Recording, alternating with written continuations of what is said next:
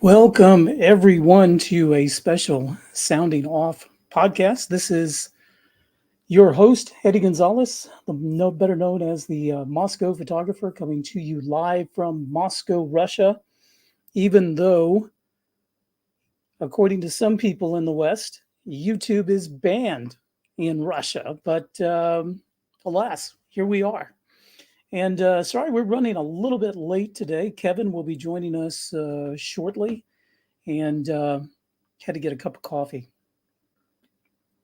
before we start because we have got some breaking news out of the Kremlin, no less, to talk about. And I think there's going to be a lot of people who are interested in this topic. I'm vested in this topic as well. And I think most of our viewers are as well too. So we've got some breaking news. How about that? So about 4 p.m. today, and I'm going to see if I can find this information, excuse me, so that I can read it to you. Bear with me here. But breaking news from the Kremlin, and I'm going to read this. This is from TASS. And says, TASS, Moscow will provide assistance to any foreigners who want to escape the neoliberal ideals being put forward in their countries and move to Russia, where traditional values reign supreme, according to a decree signed today, August 19th, 2024, by President Vladimir Putin. Now, under the document, such foreign nationals will have the right to apply for a temporary residency permit. Now,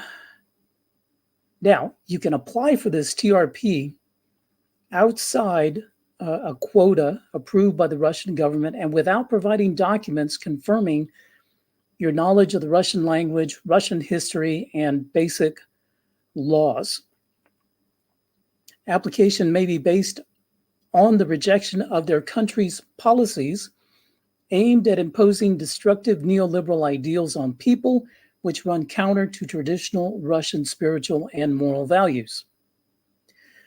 The values are listed in the foundation of Russia's state policy in this field, while the Russian government is expected to compile a list of countries imposing unhealthy attitudes on their citizens. The Foreign Ministry has been instructed to start issuing 3-month visas to such applicants as early as this September. In February of this year, Putin supported the idea of Italian student Irene Sacchini that Russia should ease entry rules for those who share traditional cultural and family values. The head of state agreed that each case requires an individual approach. This was reported by TASS, and it kind of just summarizes the decree as signed by President Putin. This is huge news for a lot of people. And hello, Jay. Hello, Erica. Good afternoon. It's good evening. It's 9 p.m. in the city of Moscow, Russia. And on a personal note, not only did this news hit, actually before this news hit, I received a text message from my immigration attorney who's been helping me with my temporary residency permit with good news that my temporary residency permit has been issued. And I'm a happy camper, very, very happy camper. Thank you so much, Raymond. I now have to go to migration services in Sakharova, which I really don't want to do, but I'm happy to do so for this particular reason. This is a huge, huge complex out in the middle of nowhere in Moscow region where if you go to apply for any immigration services in Russia, this is where you have to go. Anyway, takes about an hour and a half to get there from here, but I'm happy to go, and I can pick up my temporary residency permit and, yeah, start the process toward residency and eventually citizenship. So that's still down the road, But, and then about 5 minutes after that, I'm scrolling Telegram, and a friend of mine sends me this message about the decree. And I was just, wow. I was just totally floored by this. This is something that I have voiced my opinion about, that I hope would happen, secretly wished and prayed for. And I know several others, expats as well, had wished for something like this. So, yeah, monumental day. We're going to break this down because there's many levels to this decree, and the way that it will impact not only myself going forward and folks like me who are here in Russia already, but those of you in the West who have aspirations of maybe leaving the United States and moving to another country. And in this particular case, this would be Russia. So do me a favor, guys, if you have any specific questions as we go through this information and we kind of break it down, write them down in the comments. Try to highlight them as much as possible so we can see them, so we can make sure that we can try to answer your questions, because I've got a lot of questions. Thanks so much, James. Cyril, appreciate it. Mute, thank you so much. J Tulip, man, appreciate it, guys. Yeah, August 19th, definitely a day to remember. I will remember this day, definitely, August 19th, for many reasons. But absolutely. Hey, thanks so much. SVTCCVS.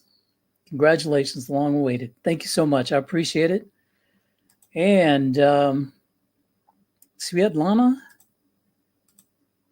has a very good question. What are those Russian spiritual and moral values? Maybe because they are natural to me as Russian, I really can't say what they are. Well, we'll try to put that. We'll come back to that. We'll come back to that for sure. But guys, check out this image. Where is this image? And why can't we see it? Holy crap.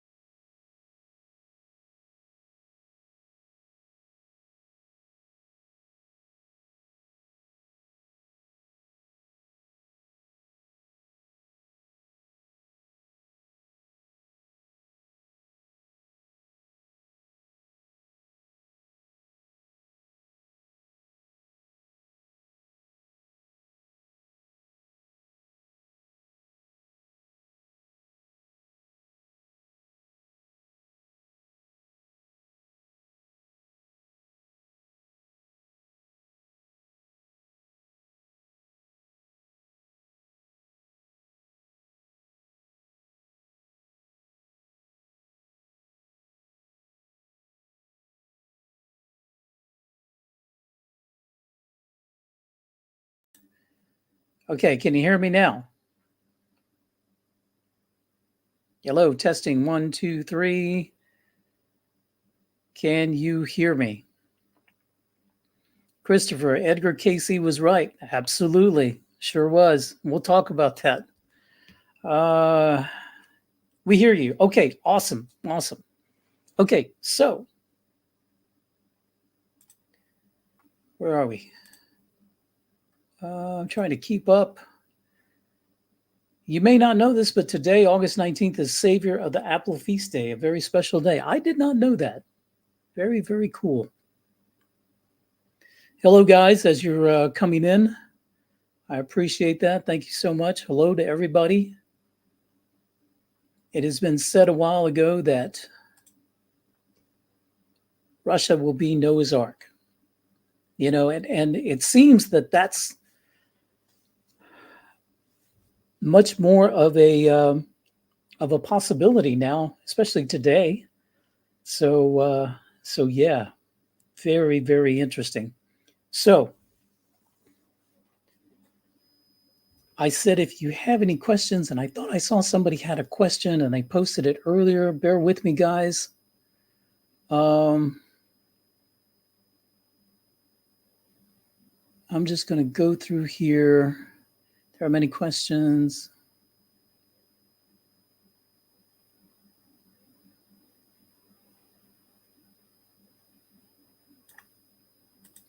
All right, here's a very good question.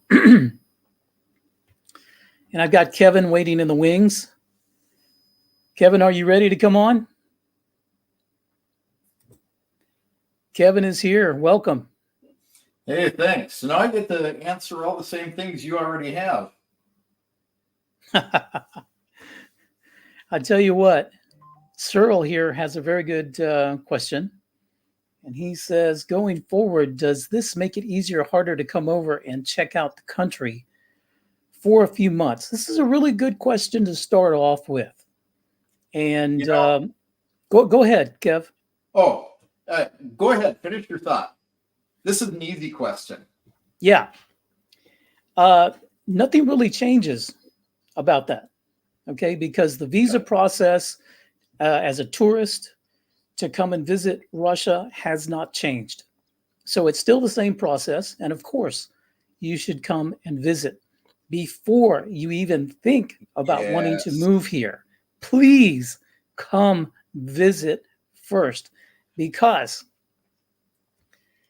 this is a this has so many dimensions to it.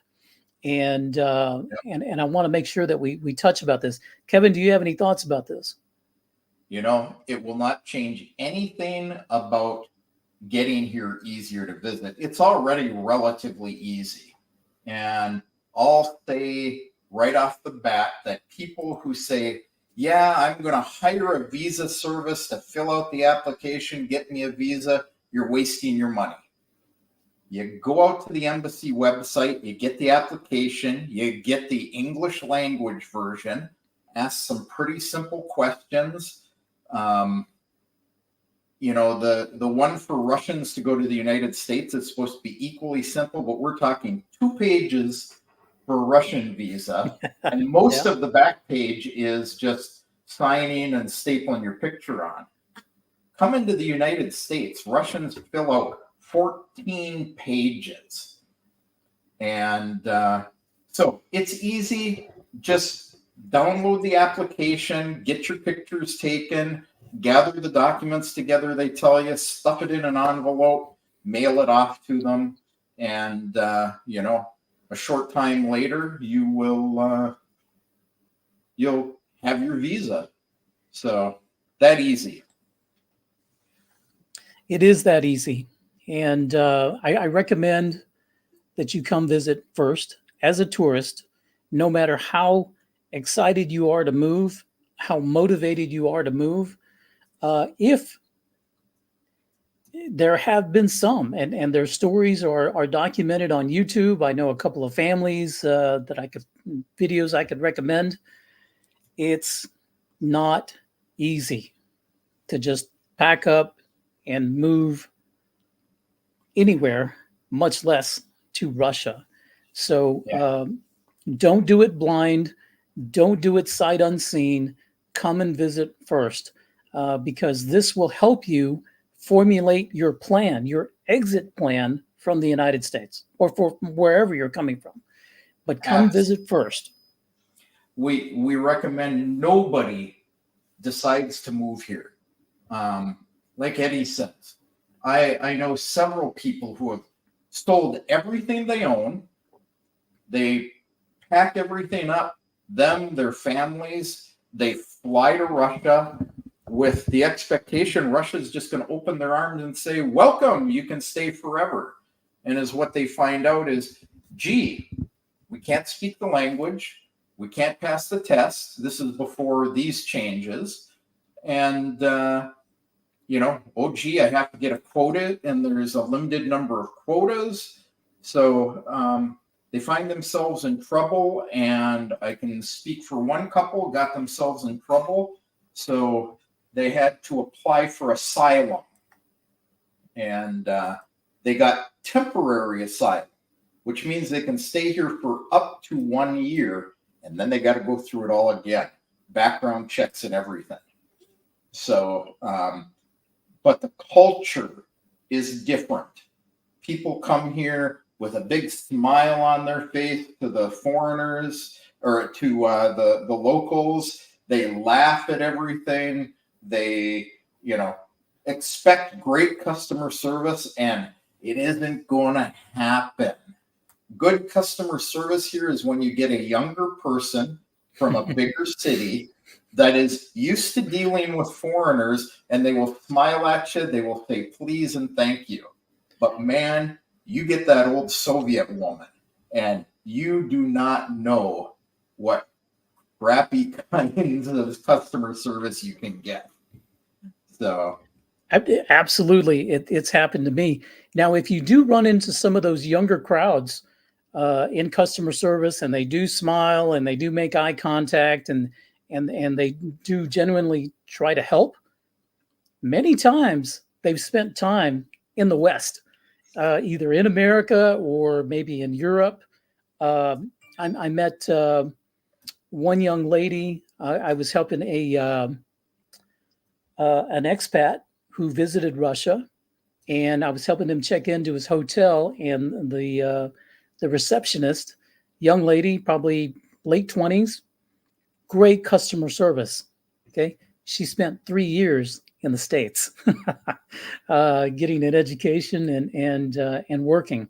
So she learned that from the West. Not everybody's like that. So anyway, I'm speaking to a Russian woman married to an American man. They live in California. They're looking to come back right now. And, she carries all this Soviet baggage with her about, gee, I work for the U.S. government. I'll never be able to work there. There's just so many westernized things in her that she's having a hard time letting go, even though she lived here until about 10 years ago. Lawyer in both the United States and Russia, international relations specialist. So lots of things change. Man, we got questions all over the place. Yeah, we sure do. We sure do. And James, thank you so much for the super sticker. Appreciate that, brother. Thank you so, so much. And let's see what we got here. Yeah, I don't know if you get everything before James, but let me take care of this one real quick. Then we'll head to those. So there is now a quota for foreigners. Now any foreigner can move to Russia very easily. It's a little bit more complicated than that, D-Day, and we're going to try to break that down for everybody. Yeah. And which one were you looking at? Actually, I was looking at the same one. Okay. We're going to get to Svetlana's question here later. We brought that up, and we talked about here so we don't lose anyone. Yeah, and okay, let's tackle this one real quick. If Trump is not elected, do you think Americans will lose the ability to go to Russia completely? My answer to this is probably not, because the agreement between Russia and the United States with regard to visa is in a treaty. So you can recall a treaty, I guess, tear it up. Could be, but politically, there's going to be some issues with that. So I really don't think that would happen. Kevin, any thoughts on that? I don't think it will happen. The two countries still have visa agreements between them. Like I say, it's supposed to even out the playing field. It doesn't. Getting into Russia is easier. The United States has done about all they can in closing the visa processing center. But like I predicted when they announced that, it's just the embassies now doing it. They've moved some of the visa processing ladies back to the embassy. And, now you have to send it over to the embassy. It's another reason I say these visa centers are a waste of your money. They're charging you to do nothing more than these ladies will do for you anyway. If you're missing a document, they will call you, they will email you, they'll hold your application till you get what they need. Very good people to work with.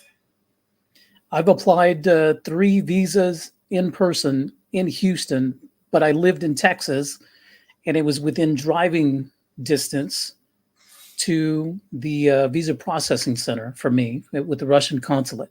So easy peasy, went online, filled in the form, printed it out, got all my documents, made all my copies, got what I needed, drove up there, turned it in, paid the fee.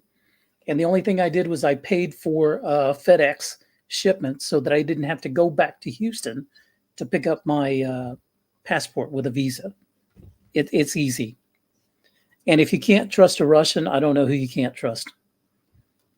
Yep. Ministry of Foreign Affairs will issue a single entry 3-month visa to persons wishing to move to Russia for the specified reasons. Yes, that is in the decree. However, this is not finalized yet. Ministry of Foreign Affairs is still working on this, and hopefully you should have more definitive information out by September. But remember, if you're an American, just get the 3-year multi-entry tourist visa.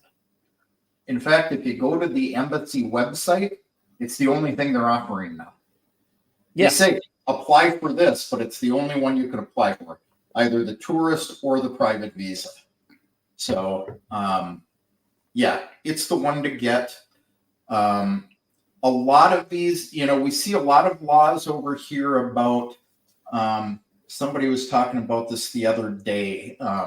You don't have to get fingerprinted and register at the police department and get your photos taken if you're a tourist, because it's only for people who stay 90 days or longer. But is what people from the United States forget. They get to stay for 6 months. And if they are staying for that 6 months, you have to go to the police. You have to be fingerprinted, photographed, and registered. And they give you what they call a green card, which is confusing to Americans because it's not a green card like the U.S. It is literally a little green laminated card. Hold on. I'm going to go get my green card. I'll be right back. Go get your green card. So the green card is you do it once. And once you do it, you can leave, you can come back. Not a problem at all. So, and here, I'm trying to put something up on the screen from elsewhere. AIQK, thank you very much for your support. We appreciate it. Without you guys, we can't do it. So, I am going to, we'll get to the job question shortly. James, Senior Crimea, thanks. We love you guys, man. All right, we're back, guys. All right, the infamous migration card. Okay, this little piece of paper that you get at the airport, this is what we were talking about yesterday. You do not want to lose, especially if you're like me and here for 6 months at a time. Don't lose this little piece of paper. Now, if you're here as an American You could stay for 6 months, but within 90 days, you have to go to the police department, get your fingerprints, and have a medical examination that includes they check for TB, they check for AIDS, and they check for, I want to say Did you get tuberculosis. X-rays? Yeah, I got Yeah, X-ray. tuberculosis. You get, they do a drug screening and a psychological test. And yeah, very, very interesting. And then at the end of it, you get photographed, fingerprinted, and you get a green card. Yay! A green card. Literally green, yeah. No one will ever ask you to see this again. But it's one of these documents that you're ever asked for. You have to have it. So that's my green card.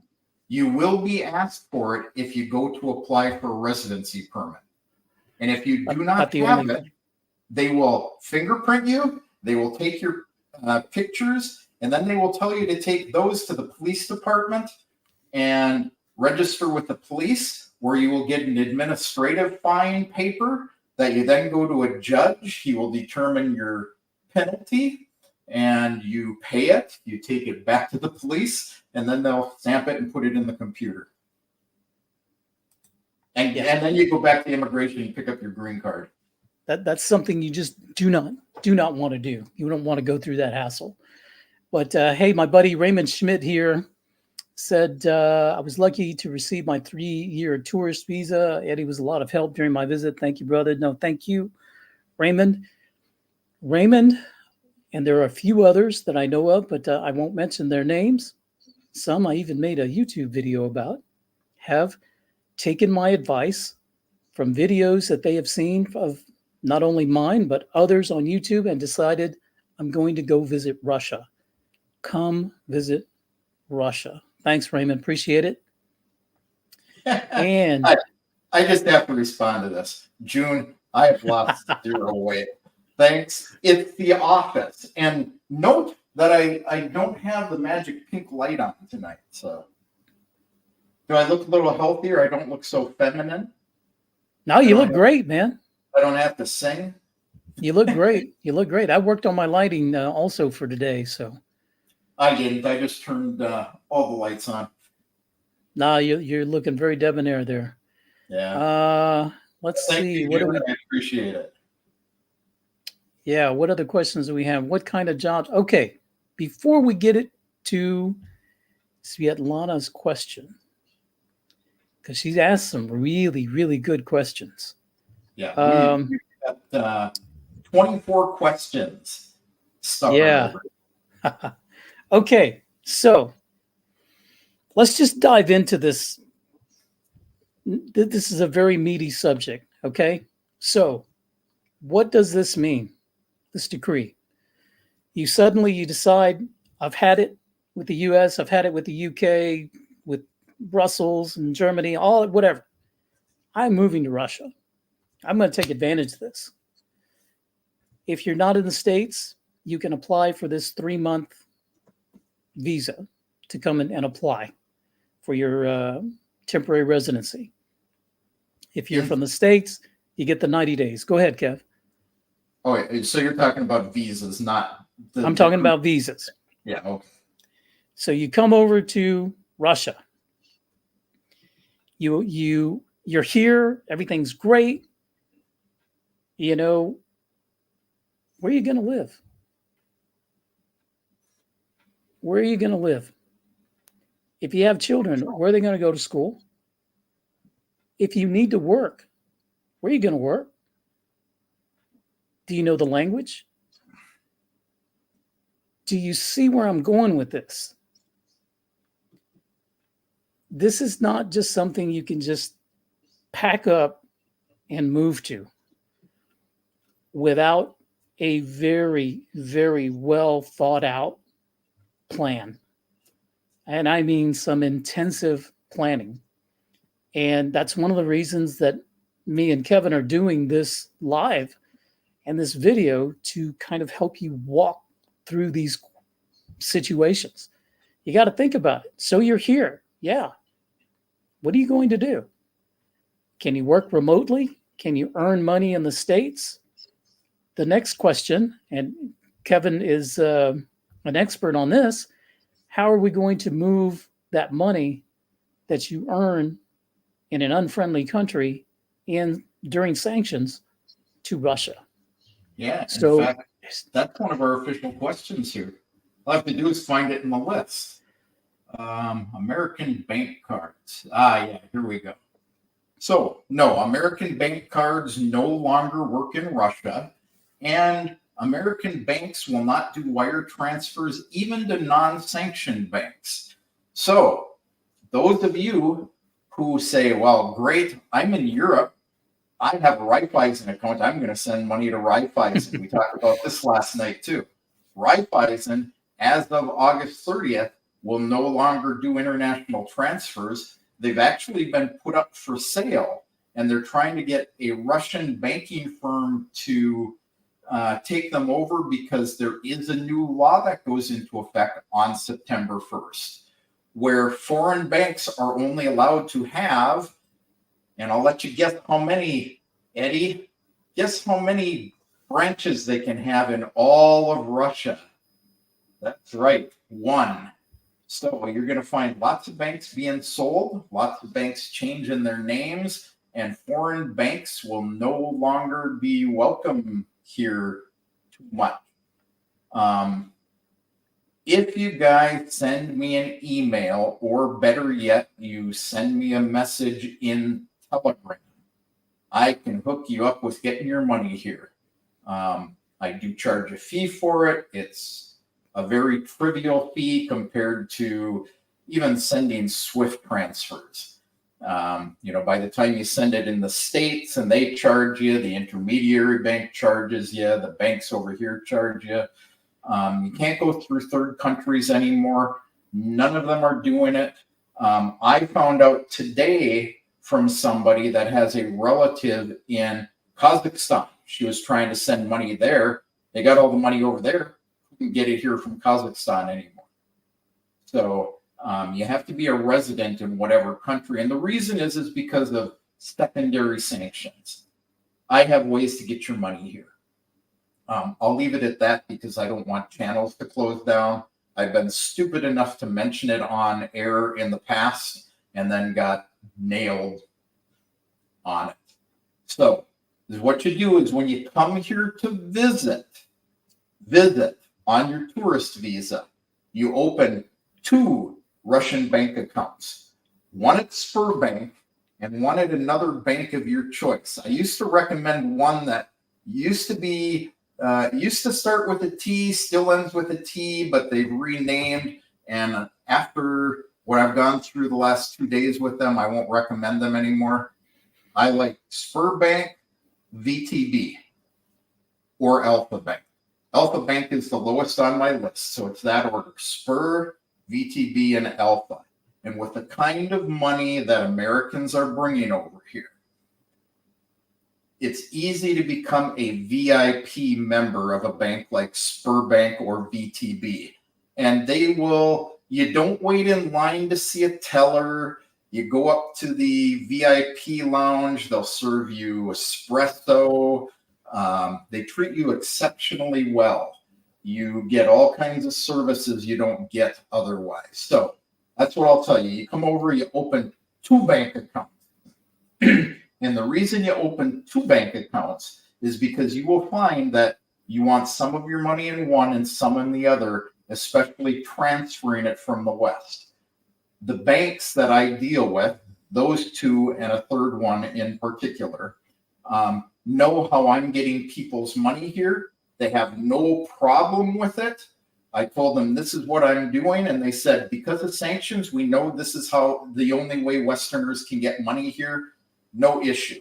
So, Jay, that'll be the answer to you because Jay knows who the bad bank was. And so that's that. Yeah, and I will say I have a personal VIP banker who services me every time I go to the bank. And not only that, I've got him on WhatsApp. So if I need something, I can just get on it, send it to him. And let me tell you, banking in Russia is different from America, and very good service. This is with Alpha Bank. So Alpha Bank, bottom tier, as Kevin says, but I've got great service. Spare Bank as well, absolutely good. I want to give a quick shout out. Thank you for this super sticker, Al QK, Al Quick maybe. Thank you so much, sir. Appreciate it. Thank you. That was Al or AI. Al or AI. Yeah.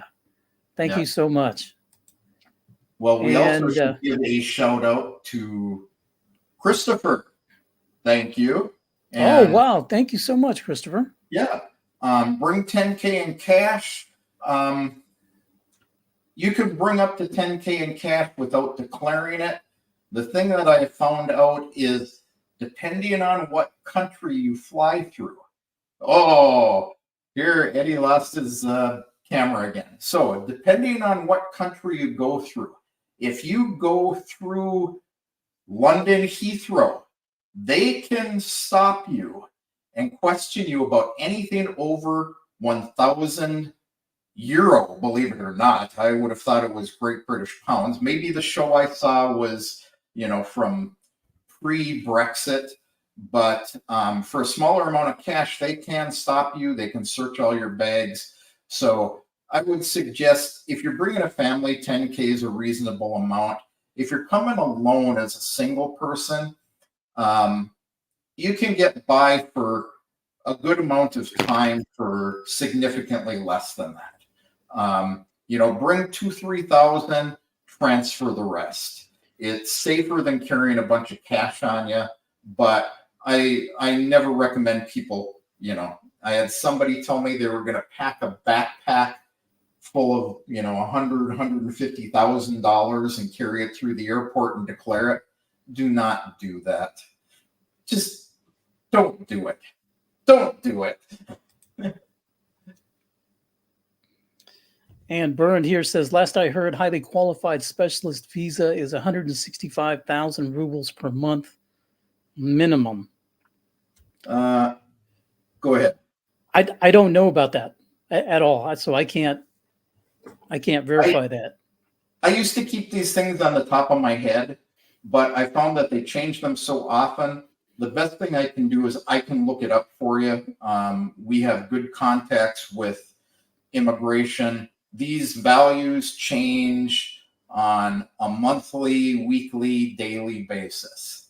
And since we're talking about highly qualified specialist visas, we have a couple of questions. Somebody up here asked, Svetlana asked about what kind of jobs Westerners who move here are likely to do. Again, it depends on the person, Svetlana. If they're a highly qualified specialist, then any of that, as long as they speak the language, and that's the key. Other jobs, I hear people say, I want to come over as a plumber, I want to come over and do construction, and there's a lot of Westerners doing that. However, there was just a new law passed today that they are no longer going to let highly qualified construction people move their families with them. So you can come here and you can work as a contractor, but you don't get to bring your family with you. And they are doing this mainly because of the immigration problem with our friends over in Tajikistan. But the way the law is written, it means anybody that does construction.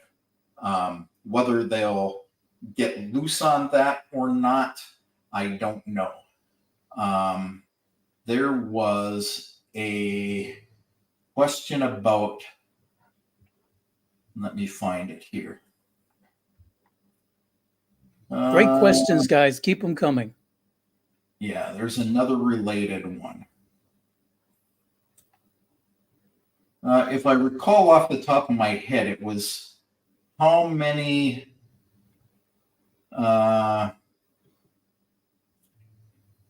what's considered a highly qualified specialist, something like that. I'm not finding the question on it at this point. Consulates, requirement. Can you start your own business? A lot of rules behind that. That's a tough one. It's not what I would expect you to come over and do. You can. A lot would depend on what kind of business you want to start. So I will use me as an example, because now as I have a TRP, now I can actually legally operate a business in Russia. So I'm going to be definitely consulting with an attorney before I do this to figure out how and the best way to structure it. But from what I've been told, I want to work as a photographer, as a filmmaker for hire. So this is basically a sole proprietorship and a entrepreneur. So it's just me, but how I have to structure that, what I have to report to the government, how I have to separate personal finances, business finances, all of that I'll need to find out, because I don't know. But yeah, I'm going to be going through this. And since I was at the local tax office dealing with the situation earlier today, I'll let everybody know while I'm giving you a hint, Eddie. If you are earning under 2.4 million rubles a year profit, that's after expenses, you can open an individual proprietorship and you self-report your profits to them, and you pay 6% tax. That was my understanding, but I didn't want to just lay it out there until I talked to somebody who actually knew. But that was my understanding. Today because I was looking at going up to an actual enterprise, because it gives me some freedom in moving money around the country, things like that.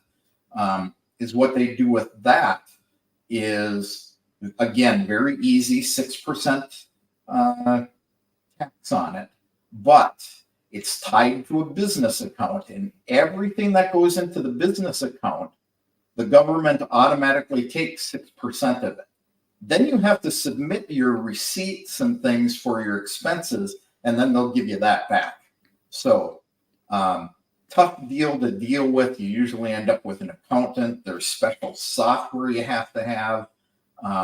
If you're in that basically 200,000 rubles a month range in profit that you're reporting, you're good with that individual entrepreneur. Good to know. Good to know. So I had it highlighted, and where did it go? Grassy Knoll. The government does list the occupations for a highly qualified specialist. There are 183 occupations listed on it.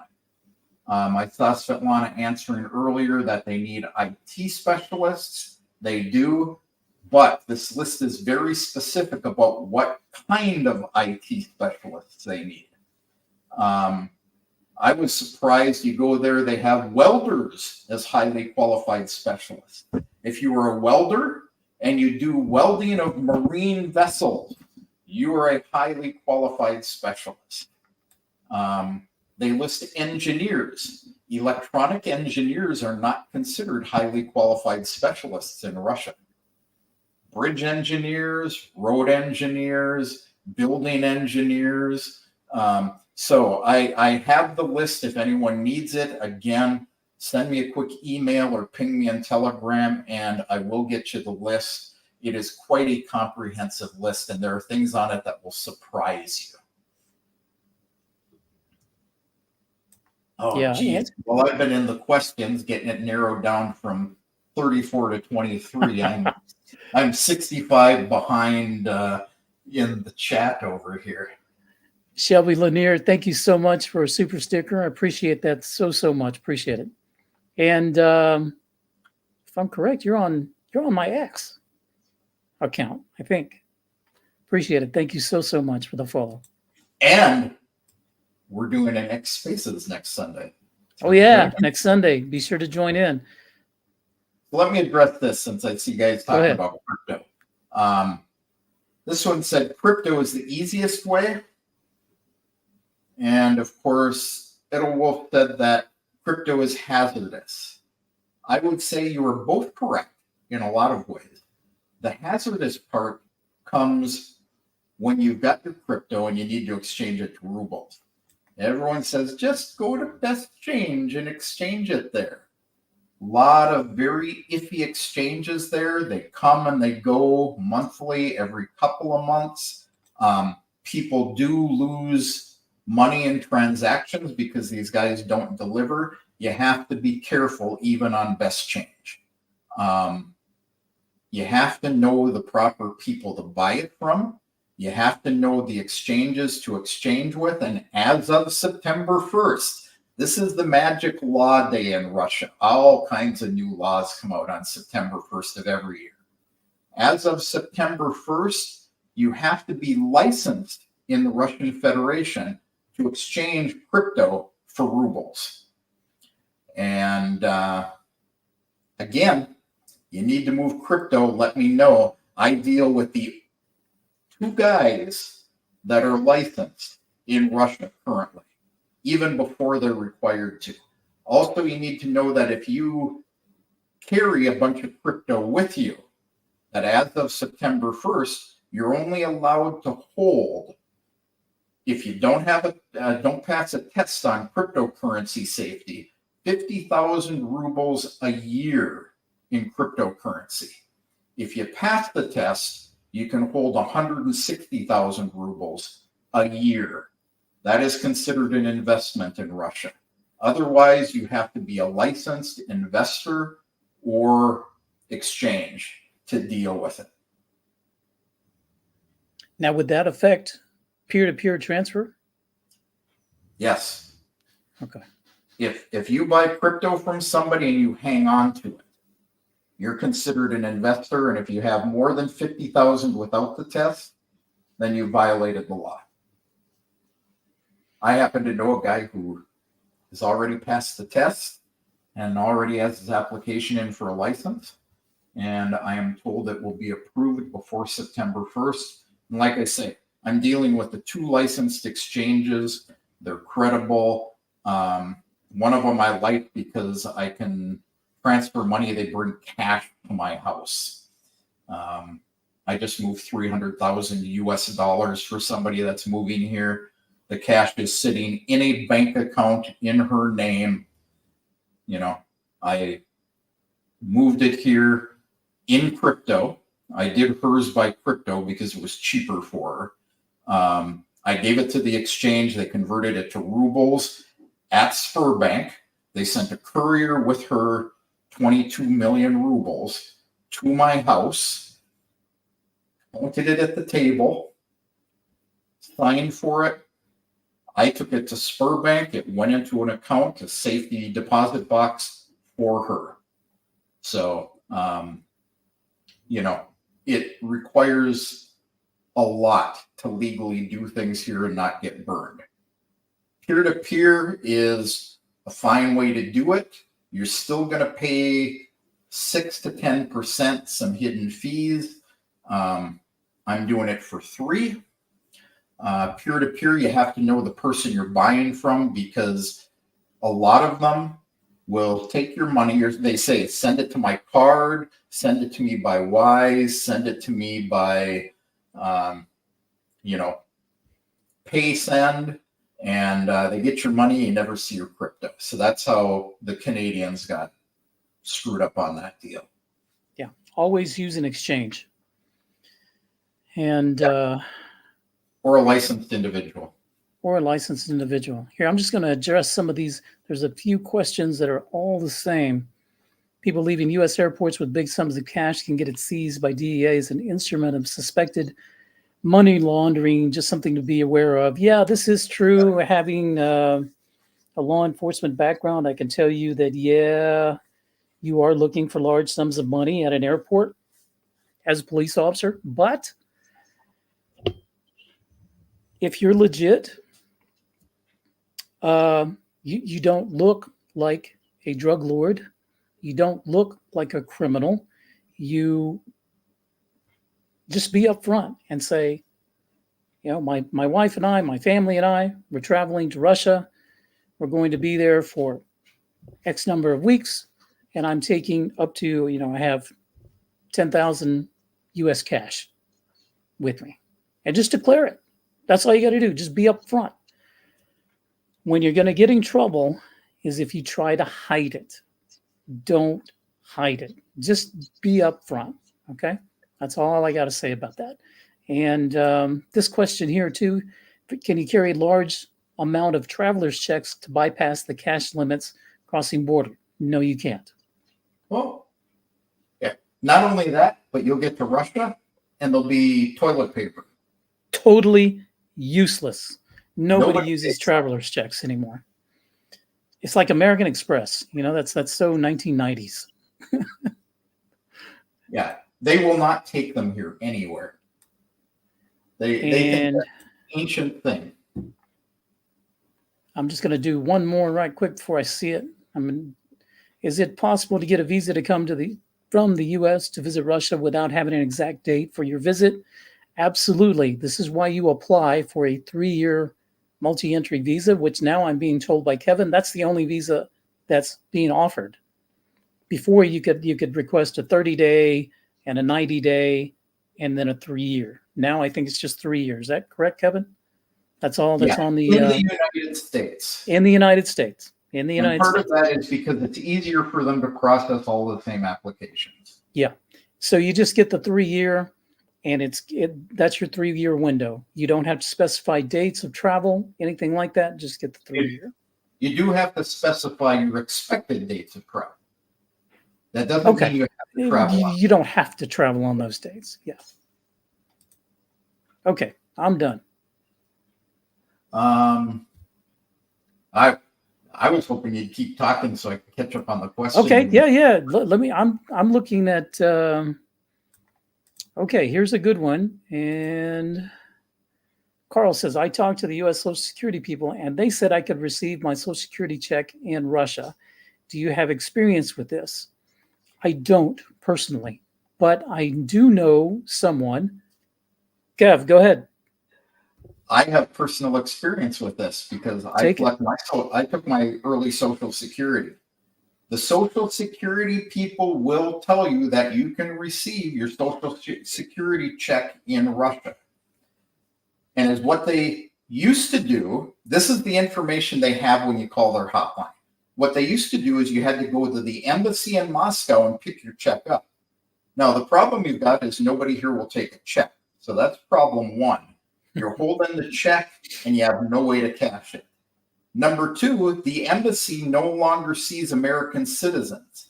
You can request an emergency passport appointment, and you may, and that's a big may, get a response from them, and the response will be fly to Poland.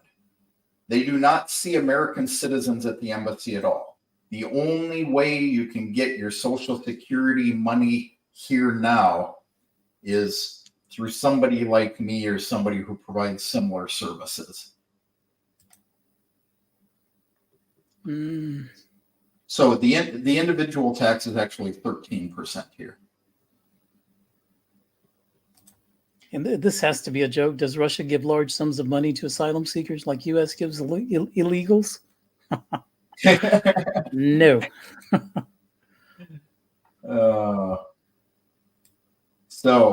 I'm medically retired and need to check how that works to see if I still get my pension in another country.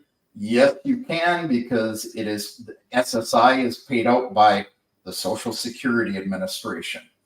The nearest country they will send your money to if you're a United States citizen, is Greece.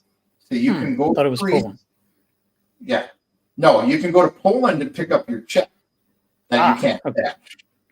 Right. Or you can go to Greece and you can pick up your check or have it direct deposited into a Greek bank account. So direct deposits have to go to Greece to a Greek bank account.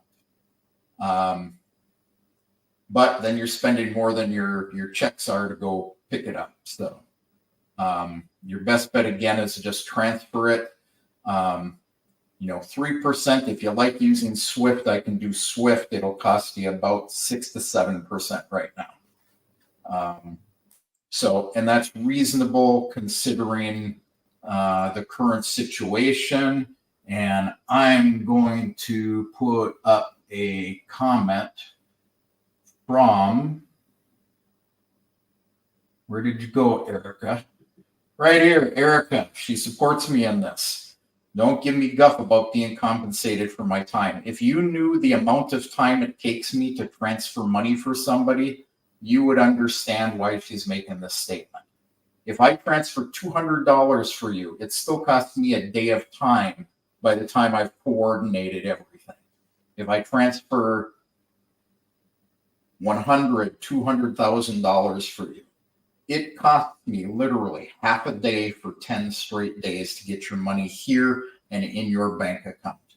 It's a tough process. I'm doing a whole series on this on my channel. It will be in a playlist, or you can go through the 2.5 hour long where Jay did not whack me and she let me go on and on and on. So I'll put this up real quick. Raymond says he brought $6,000 in cash, asked at several checkpoints along the way, but never had to show it. And I can verify that Raymond does not look like a drug smuggler, so no problem. Okay. I'm just going to start hitting the top of the list over here because I can't keep up. Yeah, go for it. So, Svetlana, what are those Russian spiritual and moral values? This is something that Eddie said that we would kind of break down for you guys. Spiritual and moral values. And even Svetlana cannot really say what they are. Neither can we, and you cannot determine how the regional immigration office that you're trying to go to, when you come to Russia, you have to, this is why we say visit. You have to travel around, see where you like it, where you want your kids to go to school, all the things Eddie mentioned earlier in the stream. And then if you decide that's where you want to live, that's where you need to apply. And until the process is done, that's the region you have to live in. Those regional authorities, Russia writes their laws very vague so the regions can interpret them as they see fit. How immigration deals with things in Moscow is vastly different than how they deal with things in Crimea. That's why we only help people migrate to Crimea. Those are the contacts we have. Those are the laws we know. So what are Russian spiritual and moral values? The nice people at immigration in the region you want to move to will determine what that means.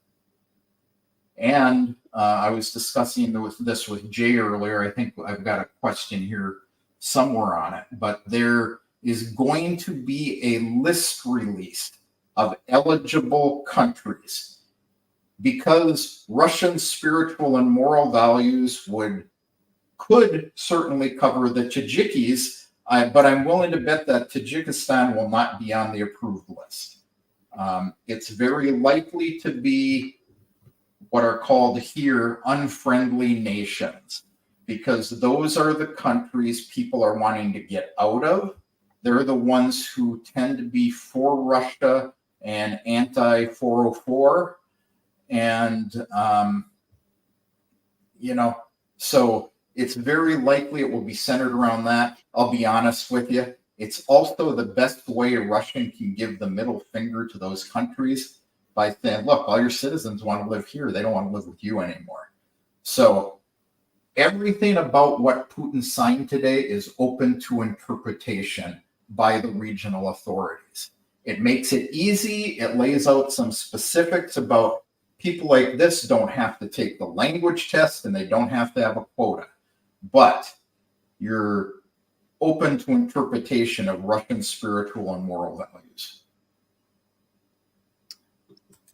Absolutely. And I'm going to save this thought for the end.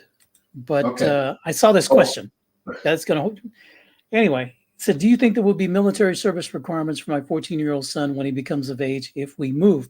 So, Joe Davis, as of today, as of now, the rule is that when your son becomes of age, which is 18, and he is not enrolled in any university or institution of higher learning, then he is subject to military service.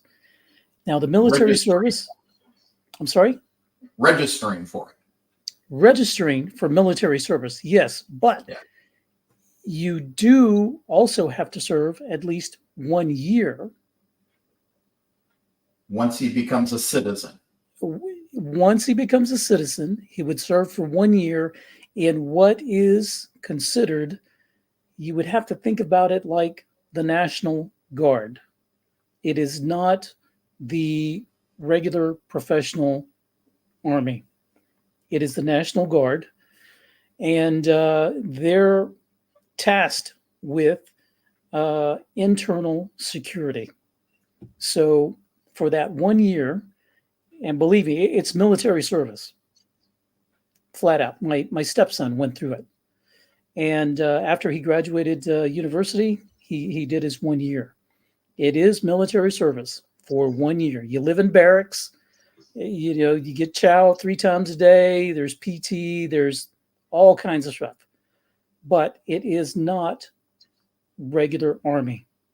So after that 1 year of service, you've completed your requirement. If at that time you want to become part of the regular military, you can go that route. If you don't want to, you don't have to. But that's the way the law is written today. When your son is 14, he still has about 4 years to go before that would ever happen. He would have to be a citizen at that point.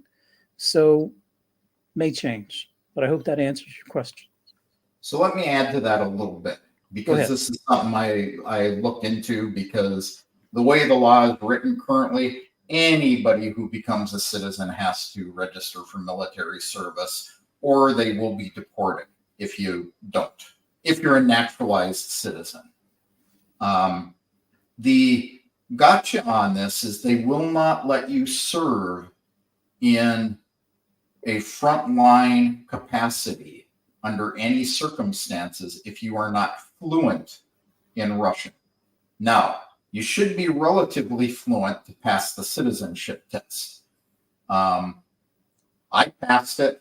I couldn't handle it as far as the military is concerned.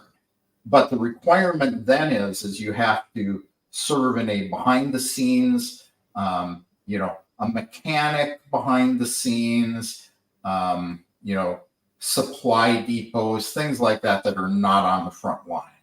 So you still go through the basic training, all that. You are still in the reserves after that year.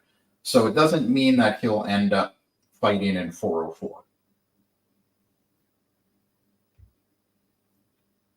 And everybody, you're going on about John. John got sent to the front. Who's John? He was somebody out here doing the Slava 404. And, that guy. Okay, yeah. Okay. So I sent him to the front. That's cool. I didn't pay attention to him anyway. So Sam Macbeth, thank you so much. I want to visit Russia. I learned Russian in the U.S. Army 44 years ago. Friends in the alphabet agencies fear FSB will detain and hold me because of my MOS. I guarantee you, it was 44 years ago. There's nothing that you know that they don't know. Just come visit Russia. Yeah. And Sam, I did not work directly for an alphabet agency. I worked as a contractor for the U.S. Department of Defense, working on propaganda systems to promote propaganda against Russia that were financed. We met with not only the DoD, the CIA, the NSA, and the FBI. I've been to the FBI terrorist training ground in the United States. I will keep where that is secret because I do still abide by a few things to keep me out of trouble. But like Eddie says, there is nothing that they don't know over here at all. Hey, they're letting an American with that background live in basically a military base. I mean, Crimea is one big military base. I have very special friends who are constantly keeping an eye on me. So if you have an issue with, privacy of being potentially asked to come in and speak about some things with them, or tell them what you may know about certain things, or just to see them on the street and they will wave at you to let you know that they're around. This is what you have to worry about. I have no concerns about this, and I'm here. So, and I'm on TV all the time. So you could be on TV. I know a lot of former alphabet agency guys in Russia personally. If you join my Telegram channel, you will see messages from at least 4 of them on a regular basis. I will not identify them, but they live here with their families. Cool. Geez, I'm still in the midst of John comments here. John? Yeah, he's the guy who went to the front. Let's see. Will there be crypto ruble? Okay, cool question. Will there be a crypto ruble soon? Yes, there will be. No, from what I understand. No? It is not a crypto ruble. It is a digital. Digital. Sorry, you're absolutely right. Yep, and the difference is a digital ruble is legal tender. Cryptocurrency is not legal tender in Russia. And in fact, I know you can go into a few stores in Moscow. You can wing out your crypto card. You can make payments with them. That's illegal. So don't do it if you're here visiting. It could possibly get you in trouble. The digital ruble is just another form of the paper ruble. So we have, I don't have any bills. My wife was a good Russian woman and she took all of her husband's bills away from him. So we have coin rubles, we have paper rubles, and soon we will have a digital ruble. The banks will issue you a card and you can pay with digital rubles at stores. They're not slated to be available for consumers till like 2028. So totally different thing than what they're talking about in the United States with digital currencies and things like that. All it is just a way to make it easier for you to not carry a pocket full of bills. Okay. So I've seen this question. I think I've got about 5 of them starred in the back there. What's the incentive to move here beyond traditional values for the family and children? That's the big one. The other one, for me anyway, is that the president of Russia, Vladimir Putin, in his policies, the laws that are enacted, what he directs the Duma to work on, are meant to benefit his people. So you have easy access to your politicians. I often pick up the phone and call Duma members that aren't even my politicians. They're from different regions. I can call them and ask their advice on things. I can call the head of Crimea up and I can complain to him about something. I can ask his advice about something. And I usually have an immediate response. Within the same day, I always have a response. So you can actually talk to your political leaders. You can ask questions of them. You can say, gee, I think this needs to be looked into. So that's a big thing for me here. I don't know. Eddie, what other benefits do you see? You're going to have to come visit Russia and answer that question for yourself. It's a very personal question. To me, it's a feeling, it's a sense of safety. Every time that I walk around in my neighborhood, I have to actually say to myself, I'm in a capital city of 18 million people, but it doesn't feel that way. And it feels so safe and so secure. Now, this is a personal, this is personal to me. You may not feel that way, but that's what it is to me. I don't feel like this when I'm in the States. In the States, head's usually on a swivel, and I mean 360. And I was conditioned to be that way. And when I first came to Russia, I felt very safe here, but my head was on a swivel. Now, no freaking way. I just go about my business. So for me, it's safety, it's security. Russia's like a warm blanket. Even the mean babushka that's at the government office that's just staring you down. She's like a warm blanket. Okay. There's no other way to describe it. So it's very personal. The only one who can answer that is you. And the only way you can answer that is to come experience Russia for yourself. That's why I say, come visit. This is an important one for me. I don't want to eat bugs either. One of the things I appreciate about Russia is no GMOs. You go to the store, you buy tomatoes, cucumbers. They taste like tomatoes. They taste like cucumbers. And you know they're the real deal because they will rot in your refrigerator after 3 or 4 days. So you do not go and buy 2 weeks worth of groceries and stuff in your refrigerator, or you will throw a lot of food away. Same for bread. Bread is very fresh, but it doesn't last. So you buy small quantities.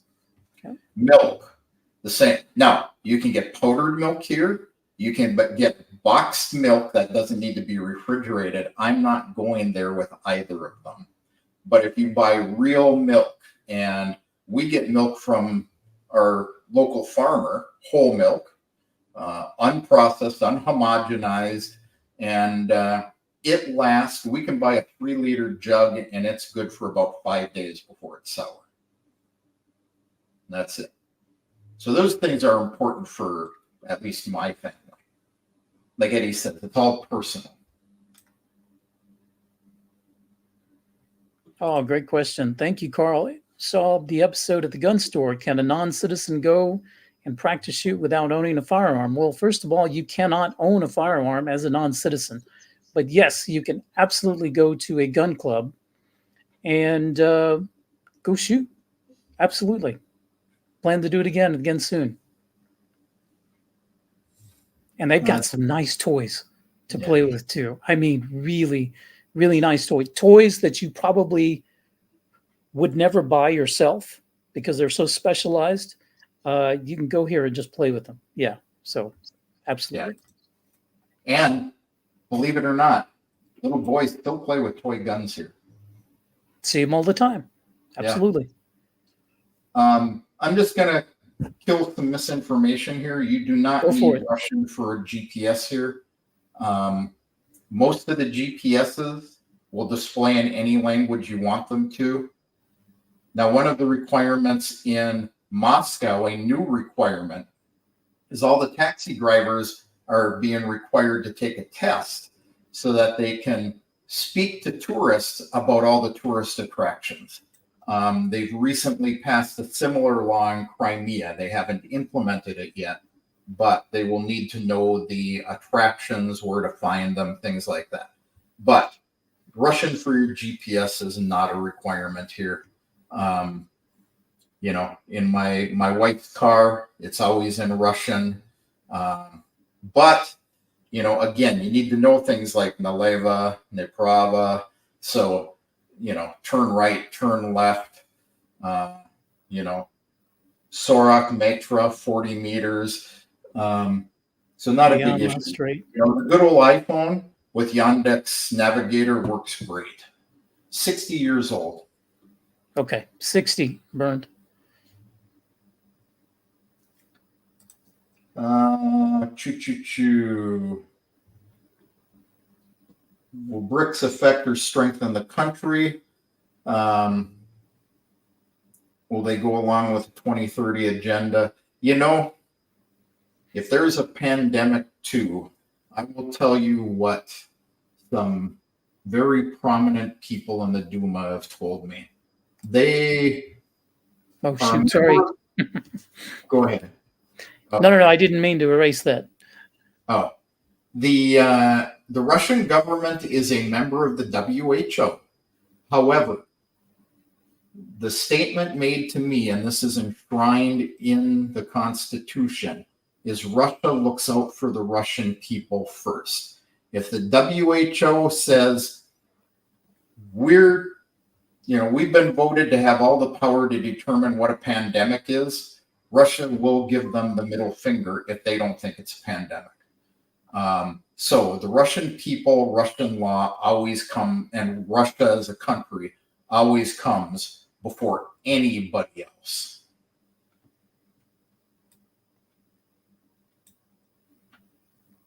Hey, Chantel, good to see you. This is how far behind I am in the comments. I'm still looking here too. Oh, going to the start section. We got 31 of them back there. It says here a foreign citizen cannot shoot in Russia. I don't know what that means, but if it means going to a gun club and shooting, you absolutely can, because I've done it twice. What are Russians' thoughts on their Soviet past? Do they fear a return? Many people are, well, I'll say that a majority of Russians are proud of their Soviet past. They see a lot of things that they had during the Soviet Union that they felt were better, but that does not mean that they fear a return.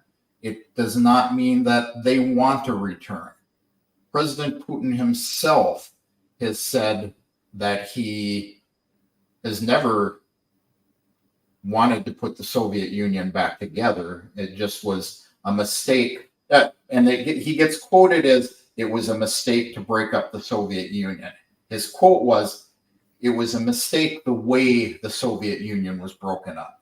And that is clear by what happened to many countries around Russia in the 90s, the 2000s, even through to today. And Cassandra says she has been to Russia twice. The food is great. Lives in LA where the land is always vibrating. And in Russia is quiet. Duh, it is. Yeah, I'm going to put this up there for a second. America, this is what we've been talking about. So this is exactly what we've been talking about, is Putin's decree on humanitarian aid. Humanitarian aid means you don't need a quota and you don't need the language to get here if you can prove your spiritual values. Actually, NFTU True Orthodox News had a comment there and I lost it. But he said, do you want to guarantee you've got traditional Russian spiritual values? Join the Orthodox Church. So I'll give him that plug on that one. Yeah, hit that star list there. Let me catch up, Eddie. Okay, let me look here at the star list. Oof. Okay, we've done that one. Edelwolf, I could actually drive a taxi if I learned that language well enough. Yay. The language is going to be key to getting most jobs in Russia.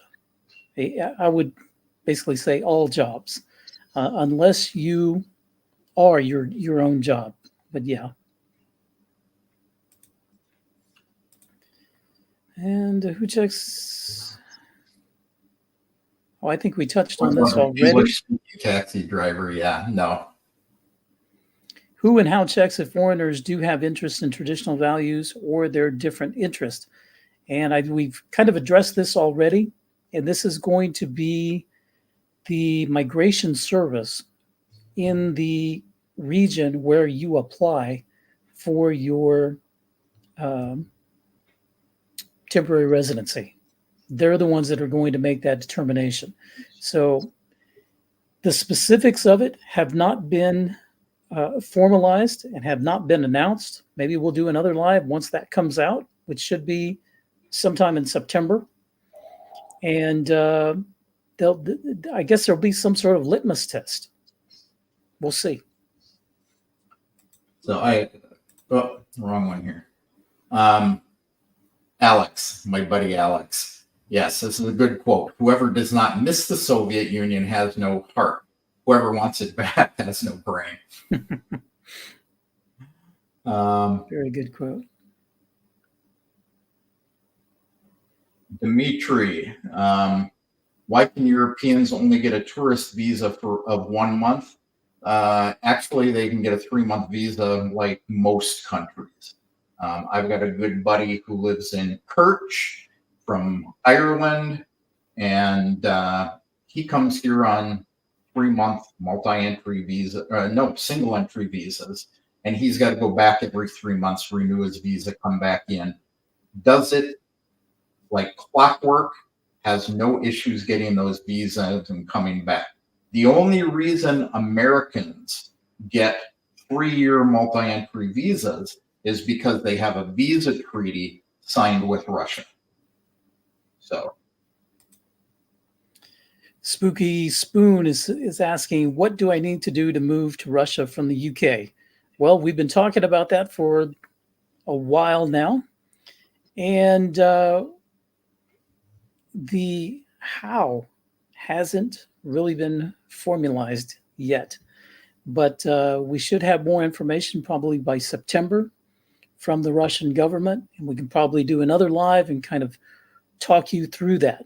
But before you think about moving, you should consider visiting first. Visit. And so that is your first step, is get a visa to Russia, plan out a trip, give yourself plenty of time to plan this trip, give it 3 months, 6 months, whatever, or more, and plan your trip and come here for at least minimum 10 days and just come visit.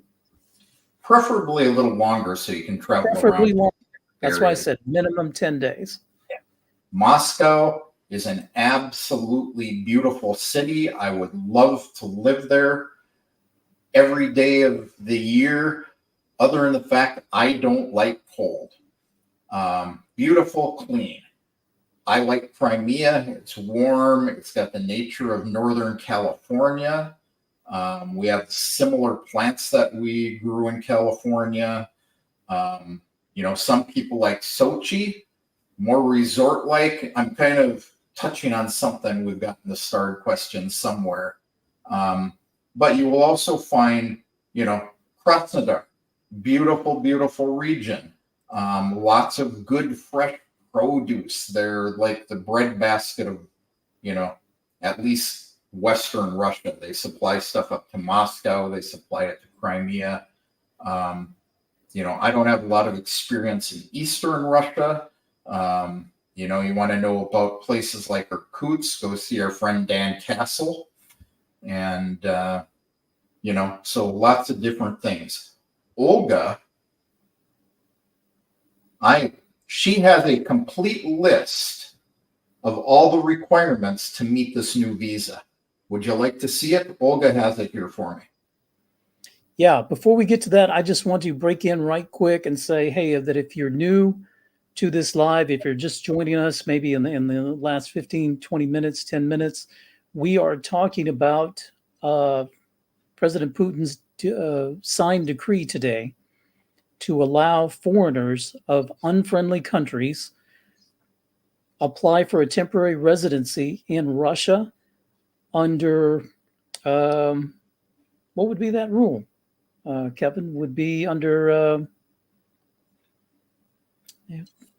not asylum, but A refuge. I guess like a refugee. Yeah, fleeing liberal, woke agendas. I wouldn't even use the term of refugee on it. I would Yeah, just say it's not really a refugee. Russia is a refuge. We'll just leave it at that. Yeah. Yeah. But anyway, welcome. Kevin, go for it with that list. Okay, I started here. Where did it go? So this is the complete list of the requirements for Putin's new decree. It's right here. This is the complete list. Directly from the state policy.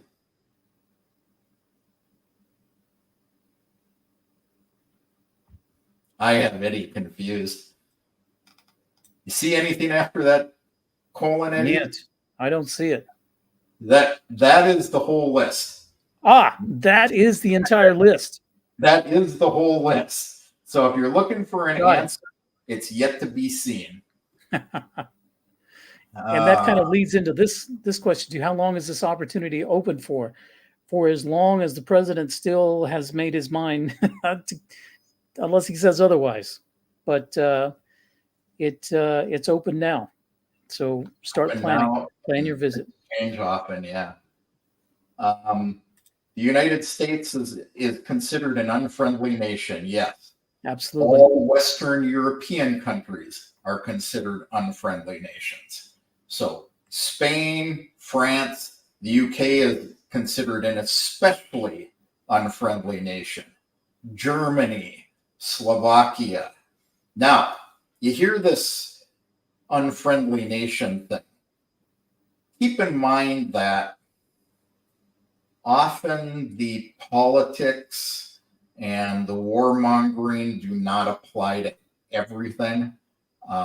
We buy Slovakian products here all the time, available all over the place.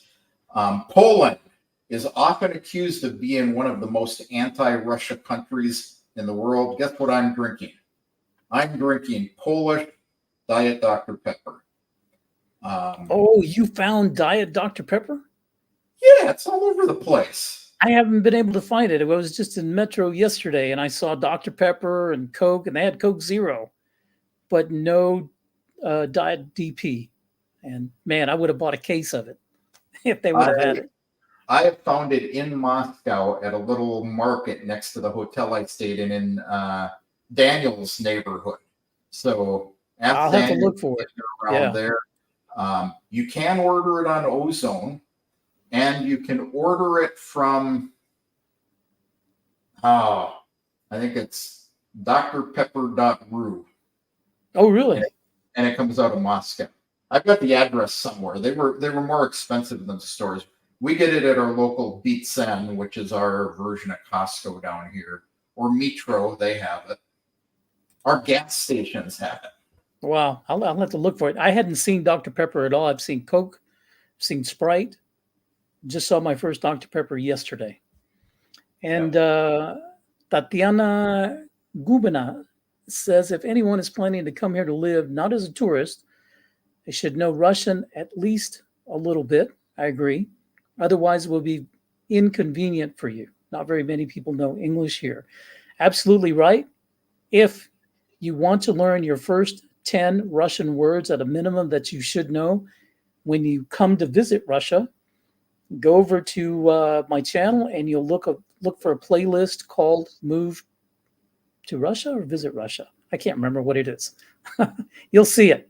Anyway, there's a video there that will teach you your first 10 words that you should know before you come. And I suggest you learn the Cyrillic alphabet because almost everything is written in Cyrillic.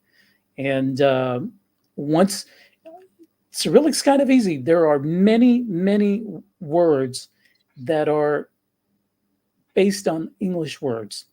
And if you could read the Cyrillic and you could sound it out and you'd say, I know what that means. And you can kind of figure it out that way. You mean like Kredit Kartochka? Like what? Kredit Karta? Yeah, carta, cartoi. Yeah. SIM Karta? SIM carta, да, yeah. Wi-Fi? Wi-Fi. Yeah. Exactly. You should learn some Russian before coming here, as a tourist even. It's just polite to know a few things. You should know how to ask where the bathroom is, how to properly greet somebody. A lot of Russian teachers get into you have to know the formal, the informal, how to conjugate things. And my wife and I would both tell you, nah. My wife is a former university professor, a linguist, a teacher. Root words is fine. I conjugate absolutely awfully. But even if I don't conjugate properly, I can still communicate with people. They understand what I'm talking about. So learn a few things. As far as not a lot of people speak English, around Moscow, if you talk to the younger people, they all seem to understand or speak some English.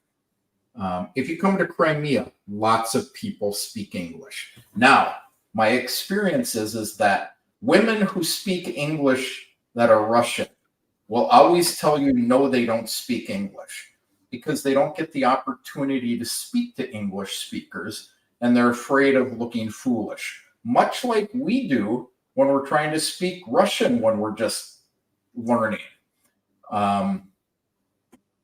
So you'll find a lot more people speak English than will actually admit it. In Crimea, it's big and it's the same situation here. Everybody will tell you, no, they don't. You get to know them a little bit, or you just get to chatting them up in the store and they'll start speaking in some English. Had that today when I was getting my phone repaired. The guy didn't speak English, but about 4 sentences in, we're chatting back and forth in mixed English and Russian. It's a military base here. Old Soviet military guys, almost all of them know how to speak English or German. But learn some Russian. If you need a teacher, I know 2 good ones. Eddie probably knows some good ones. We can put you with somebody. Absolutely. Mike, sorry. Burn's going to bed. Oh, wait, wrong one. Burn's going to bed. So we'll see you later, Burn. Thanks for joining on the live. But Mike here says, imagine being so excited to see a can of Diet Dr. Pepper. Brother, sanctions, man. Yep. Sometimes they hit you in the heart. Yeah. Oh, so I don't know if we got all these super sticker guys or not. How much monthly money do you need to survive in a mid-city like Sochi, Vladivostok, or Simferopol?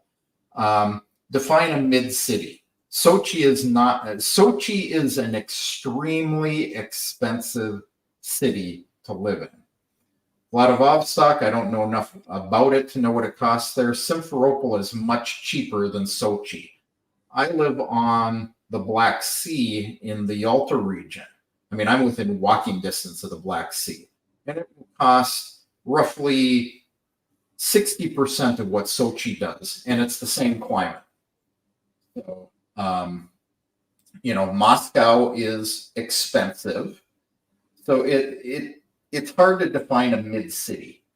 It really depends on the region. Is it a tourist area? Is it where everyone wants to go? That's all I have to say on that one. The best Russian course to learn Russian Any particular you can recommend? Yes, a private tutor. You want to find somebody who can, huh?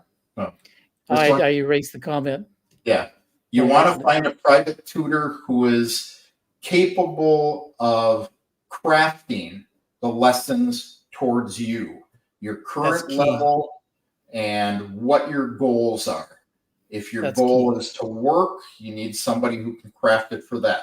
General Russian lessons, you can get them in lots of places, lots of schools, but it's going to be like general Spanish in the United States. You will learn some things, and all of a sudden you're traja de baño, and you know, I don't know. You get hung up on a lot of things that aren't really necessary.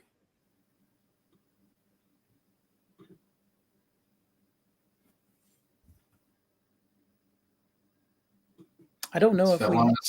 Oh, go ahead. Oh, sorry. Did we take this question? Are they going to allow people to arrive and settle anywhere, or would only be to certain regions with no restrictions? Many may rush to Moscow, which is already full. Moscow is not full. Moscow is big.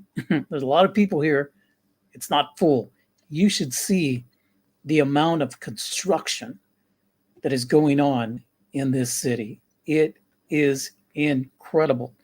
There are apartment buildings that look like mini cities. They're neighborhoods just going up everywhere. A lot of old Soviet style, five-story, 9-story old apartments being torn down.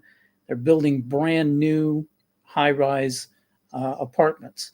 So, yeah. But as far as what these rules will be, we'll have to wait till September when all the rules come out. It's in Olga's list. Yeah. It was included in Olga's list. And Olga's list, absolutely. As was this one. Will there be a requirement to evidence of being impressed? It's in Olga's list.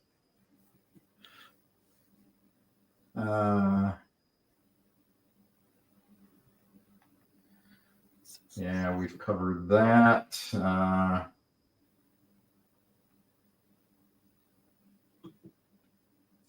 Will people be required to start learning Russian on arrival and integrate? Again, it's on Olga's list.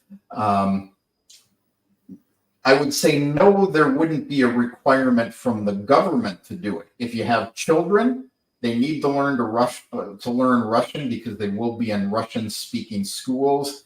They do not tend to do ESL or ERL classes here. They will be expected to integrate with everybody else, or you'll end up homeschooling them. If you want to integrate, you need to learn the language.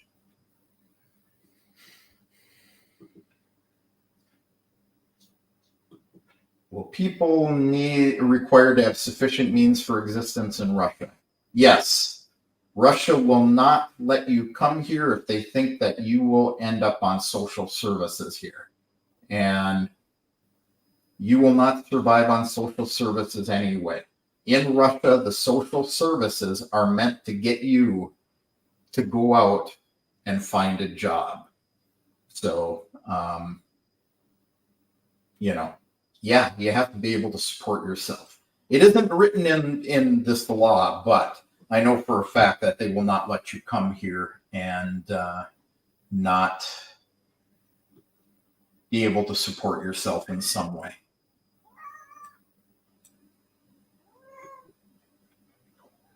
Consulates are already barely coping due to relocation program. Will Russia provide more staff to handle the flood of people into Russia?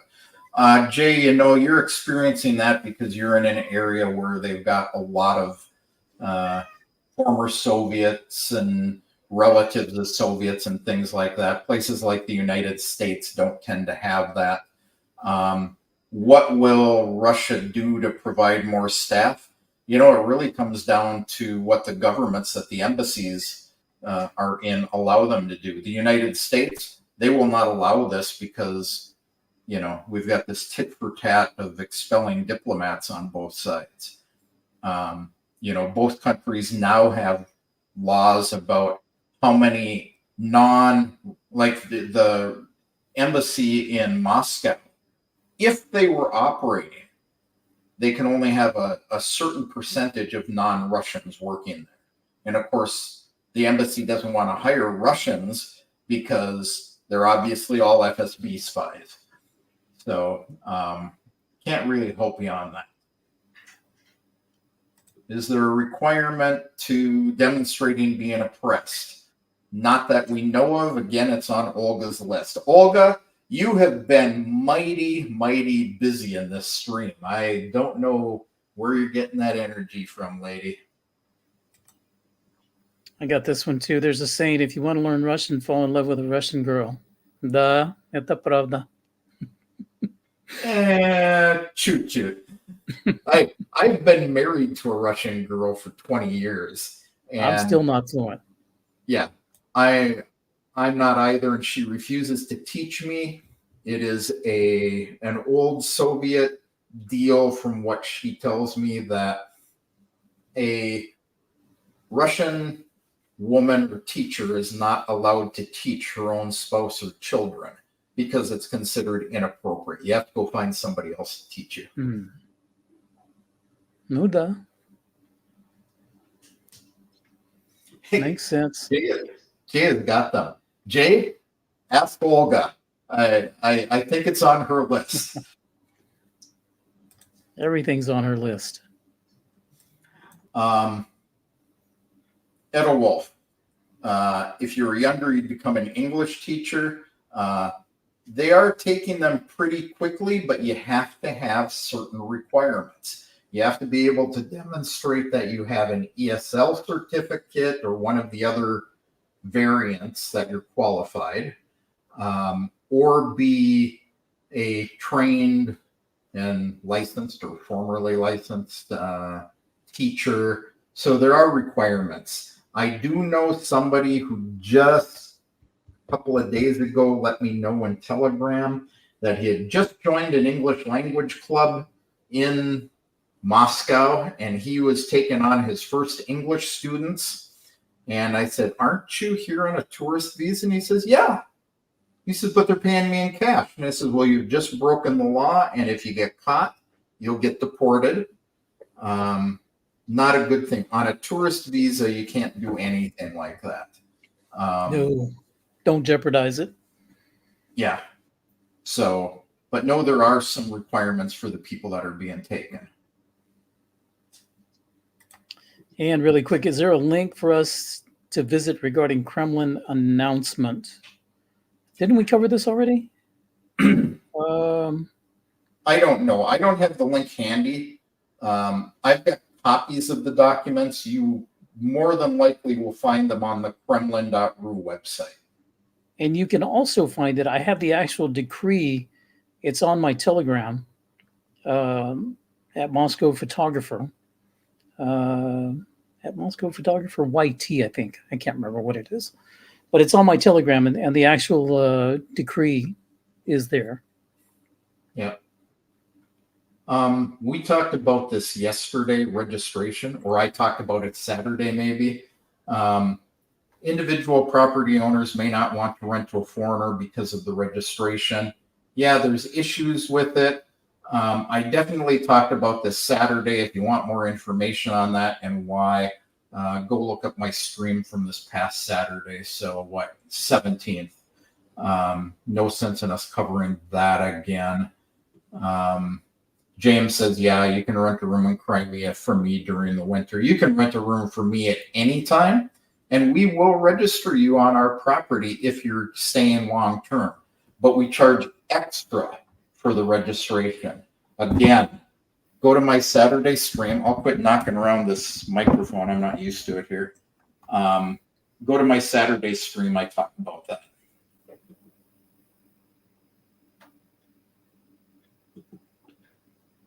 And we already asked why Russia. Gee, now we're out of starred things. Now we can get on with anything else you may want to cover in the... Russian weather too cold. Not right now. Not right now. It's pretty nice.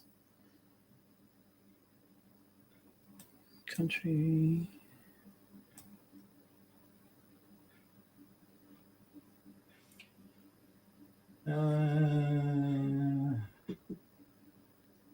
currently working with a legal team that we're familiar with. My main concern is transferring money from the US. Yes, I have that covered. Just ping me in Telegram or send me an email.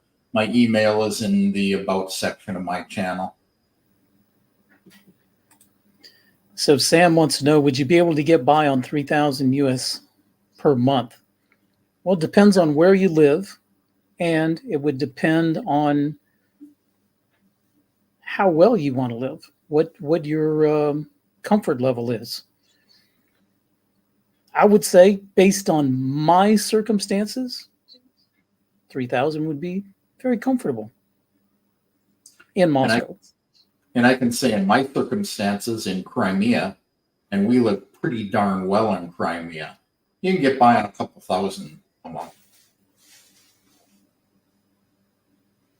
The only way you can answer this question for yourself is visit. Come visit Russia. Absolutely. Absolutely. I cannot overstate it.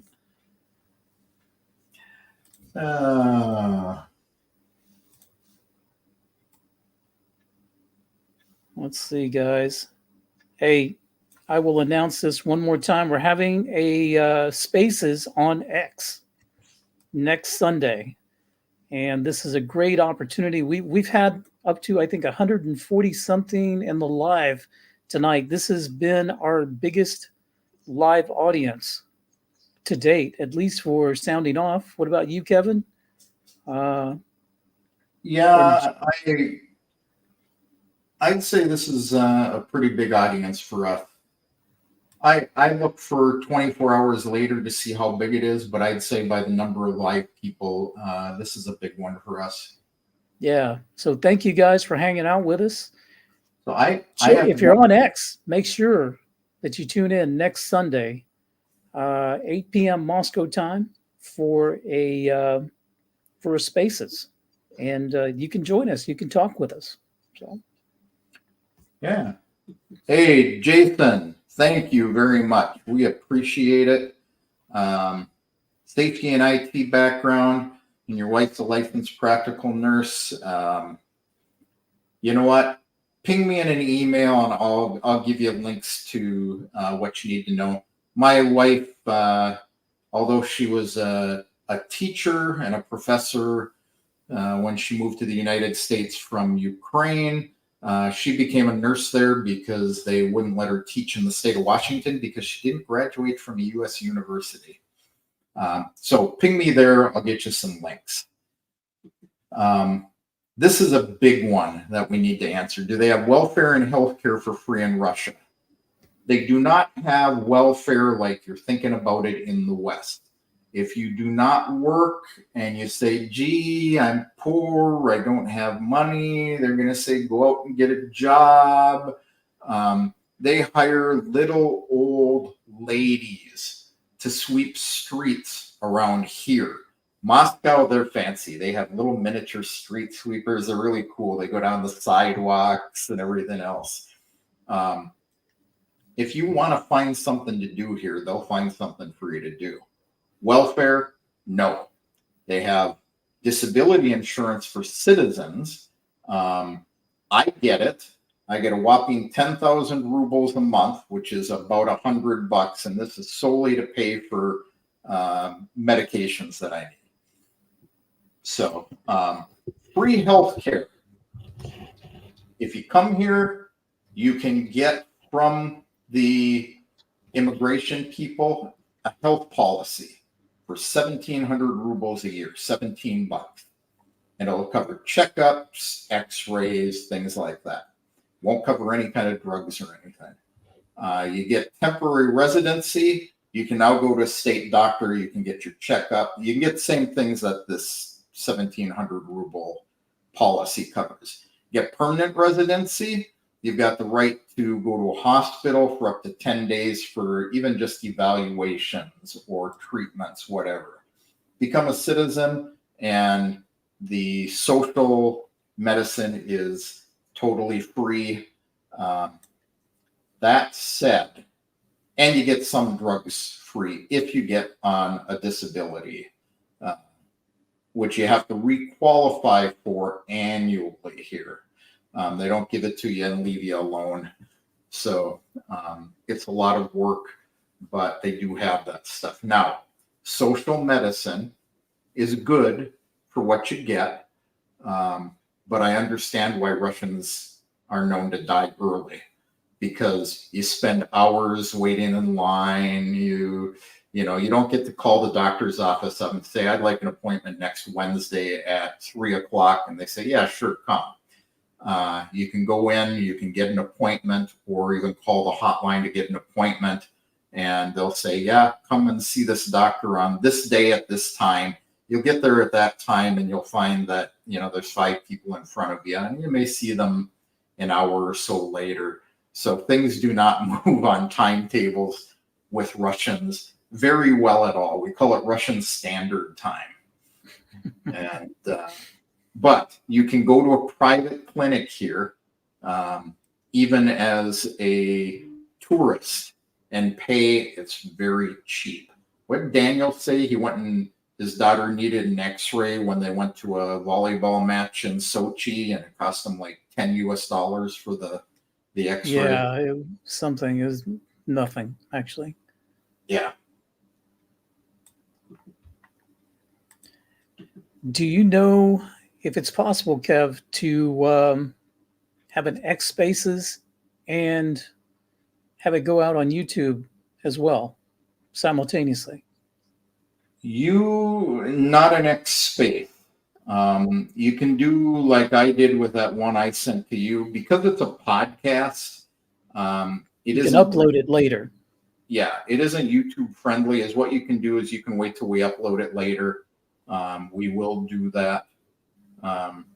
You aren't going to see anything. You're going to hear us. Right. But we can upload it as a podcast. I do that anytime I do an X space. Yeah, and guys, the reason that I'm kind of anxious to do this is because on Spaces we get an opportunity to actually speak with you, and you get a chance to interact with us. So instead of just going through the comments here, we could actually have a conversation. So I thought it'd be something kind of neat to try.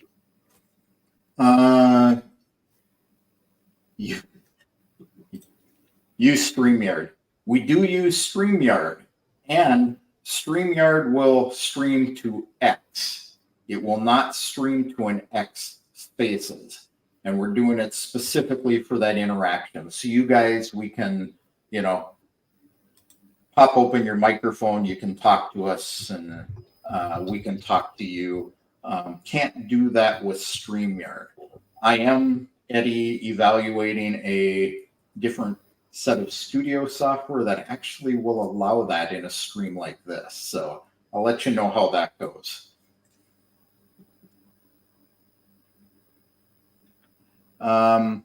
Chantel, look in the About section of my YouTube channel, and my email address is there.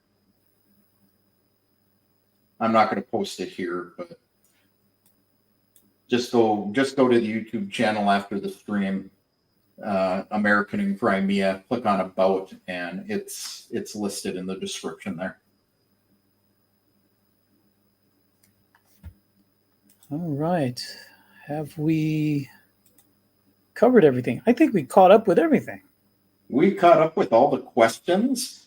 We've got an hour and 55 minutes. So if you guys have any additional questions, you better get them in there quickly, because I hear that Eddie and I are both going to turn into pumpkins at 2 hours. Yeah. We've got an early day tomorrow too. So 11 p.m. approaching 11 p.m. Actually, it is past 11 p.m. 11:03 p.m. Moscow time. I got a little too close to the front line. I actually have a piece of shrapnel taken out of my leg. And Patrick Duffy. Is this Patrick Duffy, the actor? You know who Patrick Duffy is? We are that famous. Yeah. American citizens get a 3-year tourist visa, 180-day visit. I just obtained one myself. Congratulations, Pat, and welcome to Russia when you get here. Just remember to, if you're going to stay for 90 days or more, get fingerprinted, photos, register at the police department. Within If you 90 don't- days. Yeah, within 90 days. And I want to know what the 10 Russian words. Oh, okay, here we go. My wife wants to know where are those 10 Russian words Eddie was talking about. I don't need them as I am fluent in Russian. Ah, хорошо. You can find this. Go to my channel and go to playlist. And under playlist, it's either under my life in Russia or move to Russia or visit Russia. One of those playlists. Look in there and you're going to see it's titled The 10 Must Know Words Before Coming to Russia. And that's the video. Let me guess. Здравствуйте. The Как дела? Нет, I don't have No. that. No. Okay. Меня зовут? Меня зовут No, это? I don't have even that one there. I have спасибо. Okay. Пожалуйста. Пожалуйста, да. Okay. До свидания. До свидания, конечно. Yeah. Yeah.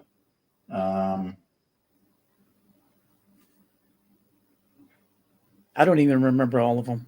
Можно is one of them, which is may I or can I. Где, where.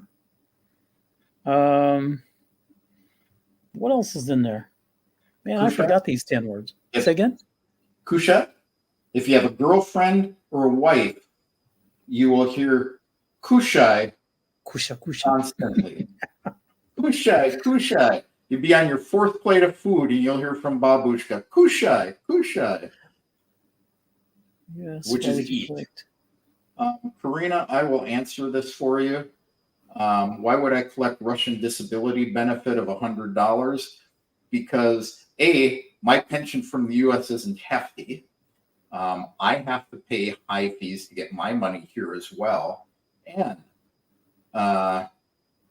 the biggest reason it for me isn't the $100, the 10,000 rubles. The biggest reason for me is I get my insulin paid for, which is a high cost item. Well, it's not high cost compared to the United States. I get my insulin paid for. I get a rheumatoid arthritis drug that is extremely expensive here. 50,000 rubles a month, 55,000 for this arthritis medicine. And 55,000 is what my mind isn't doing. $600 more or less? Yeah, $600 more or less. So between insulin and that medicine, you know, there's half my pension right there. And I am on an early retirement, so I am only getting 40% of my pension.